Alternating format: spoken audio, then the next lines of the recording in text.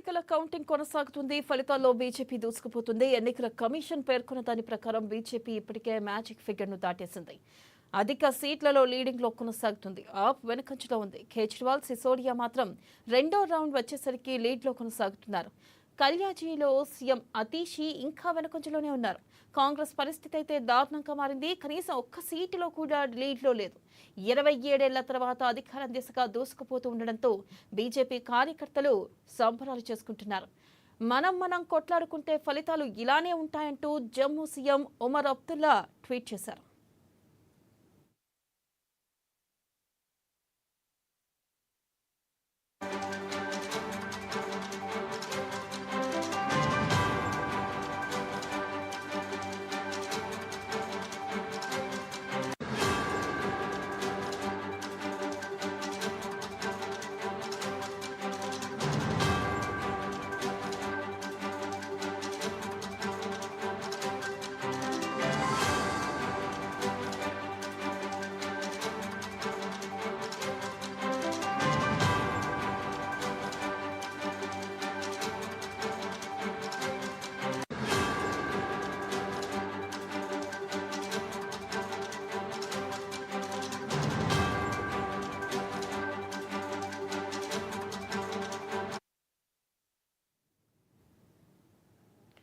ఢిల్లీ ఎన్నికల కౌంటింగ్ కొనసాగుతుంది. ఫలితాల్లో బీజేపీ దూసుకుపోతుంది. ఎన్నికల కమిషన్ పేర్కొన్న దాని ప్రకారం బీజేపీ ఇప్పటికే మ్యాజిక్ ఫిగర్ ను దాటేసింది.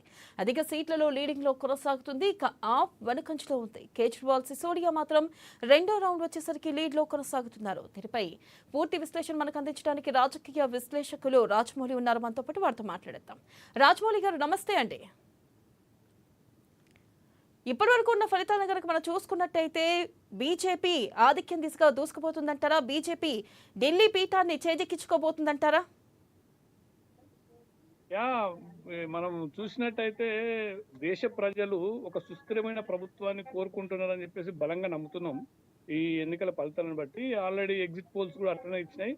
ఇప్పుడు ప్రస్తుతం వస్తున్న రిజల్ట్స్ కూడా అట్లాగే ఉన్నాయి. సో దీనికి ప్రధానమైన కారణం ఏంటంటే భారతదేశము ప్రపంచ దేశాలలో వేగంగా అభివృద్ధి చెందుతున్న దేశం. సో ఇక్కడ ఏదైతే కేంద్రంలో ఉన్న ప్రభుత్వమే ఢిల్లీ అంటే భారతదేశ రాజధాని ఢిల్లీలో కూడా అదే ప్రభుత్వం ఉంటే ఇంకా ప్రజలకు వేగంగా అభివృద్ధి చేసే అవకాశం కలుగుతుందని చెప్పేసి ఢిల్లీ ప్రజలు నమ్మారు. కాబట్టే ఇప్పుడు ఈ ఆల్మోస్ట్ ఆల్ వన్ సైడ్ ఎన్నికల ఫలితాలు మనం చూడొచ్చు. సో దీన్ని బట్టి ఇప్పుడు మనం ఏమర్థమవుతుందంటే అవినీతి అక్రమాలు చేసే ఏ రాజకీయ నాయకుడు అయినా కూడా ప్రజలు కన్నెర్ర చేస్తే మట్టి కరవాల్సిందే అని చెప్పేసి మళ్ళొక్కసారి రుజువు కాబోతున్న దానికి తార్కాణం. సాక్షాత్తు లిక్కర్ స్కామ్ లో ఇరుక్కుపోయిన ఒక సూడో ఇంటలెక్చువల్ అని ఒక అట్లా ఉండి దేశ ప్రజలనే ఆల్మోస్ట్ ఢిల్లీ ప్రజలను వంచినడే కాకుండా దేశ ప్రజలలో కూడా ఆ పేరు నాశనం చేసుకున్నాడు కేజ్రీవాల్. సో ముందుగా స్టార్టింగ్ లో ఆయన ఉన్నప్పుడు మంచిగానే ఉండొచ్చు. రాను రాను ఆయన మేకవన్నే పులి లాంటి ఒక స్వభావం దేశ ప్రజలు గుర్తించారు. అందులో ఎస్పెషల్ గా ఢిల్లీ ప్రజలు గుర్తించారు. దానికి ప్రత్యక్ష తార్కాణం ఇంతకుముందు లోక్సభ సీట్లల్లో మొత్తం అప్పుడు బీజేపీ గెలిచింది. వాళ్ళు ఆప్ పార్టీ మొత్తం ఓడిపోయింది. ఇప్పుడు వస్తున్న రిజల్ట్స్ కూడా దానికి తార్కాణం. అలాగే ప్రధానంగా చూసుకున్నట్టయితే ఇక్కడ ఒమర్ అబ్దుల్లా కూడా ట్వీట్ చేశారు. మనం కొట్టుకుంటే ఫలితాలు ఇట్లానే ఉంటాయంటూ కూడా జమ్మూ సీఎం మేరకు ట్వీట్ చేయడం జరిగింది. ఆయన ట్వీట్ ని చూస్తే ఏమనుకుంటారు? ఆయన ట్వీట్ ని ఏ విధంగా చూడొచ్చు అంటారు? ఆయనకు పని పాట లేదు. వాళ్ళు కొట్టుకుంటున్నారంటే మీరు అందరు దొంగలు కలిసి దేశాన్ని పరిపాలిస్తే మరి ప్రజలు ఎక్కడ పోవాలి? ఇప్పుడు వాళ్ళు సక్కని వాళ్ళు కాదు. అటు కాంగ్రెస్ సక్కనిది కాదు, అటు ములాయం సింగ్ యాదవ్ వాళ్ళ పార్టీ, అక్కడ సమాజ్వాదీ పార్టీ చక్కగా లేదు. ఇటు ఒమర్ అబ్దుల్లా అంటే ఆయన కంప్లీట్ ఒక వర్గానికి చెందిన వ్యక్తి లెక్కనే మాట్లాడుతున్నారు. వాళ్ళు కలిసికట్టుగా ఉండడం అన్నది కేవలం వాళ్ళు వాళ్ళు ఈ దేశ ప్రజలు వంచడానికి మాత్రమే వాళ్ళు కలిసిండ్రు. అది ప్రజలు గుర్తించారు.